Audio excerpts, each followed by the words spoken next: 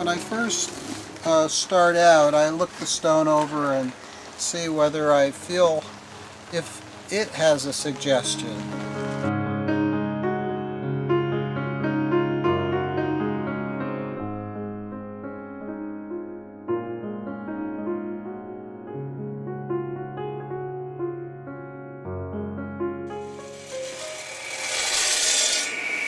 I like it because it's translucent, and I've been working in a whole series of pieces that bring more light into the world.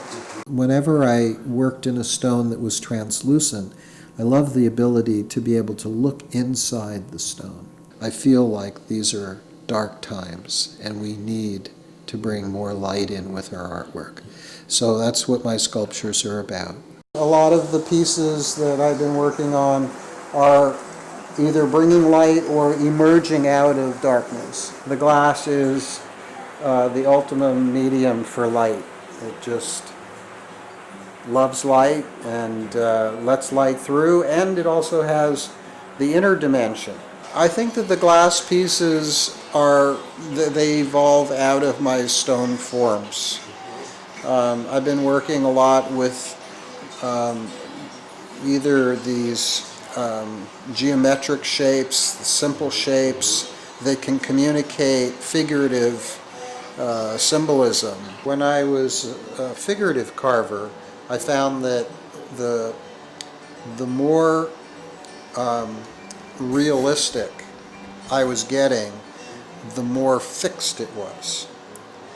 And then the more I went towards minimalism, the more open it was for interpretation. And I really like that. And so I've gone really from being a figurative carver into basically a minimalist that just suggests the figure. And then it leaves it open for you to interact with the artwork in a way that you're the one who is creating the impression.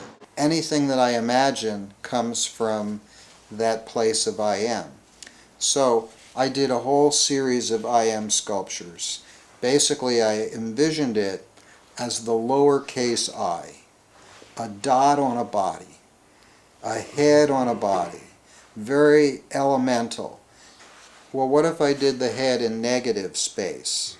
And so I carved out a cylindrical hole in a piece of stone, and it began the series. I first started calling this the Omega series, and at one point I made the sixth one with a circular form. It was more rounded, not flat-faced like this piece, and I called the piece Genesis. And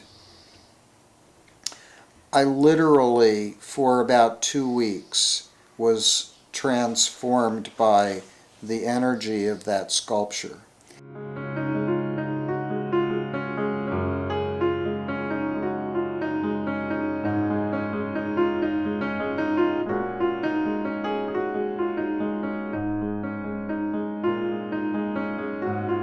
Design is very much a portal. You've got this keyhole-like opening, and the gap is much smaller than, say, the circular hole above it. And as a portal, very often in life, as a metaphor, when you're going through a new doorway, very often it's narrower than you and your baggage. In this particular series, I started calling these peace portals, because I've been a peace activist all these years, and my art I call art for peace. I made one that was 8 feet tall, installed it up on San Juan Island. So this series, even though it is the Omega symbol and is the end of the alphabet, it's really a symbol for a new beginning. And when it went from Omega series to the Peace Portal, that's my vision for the future.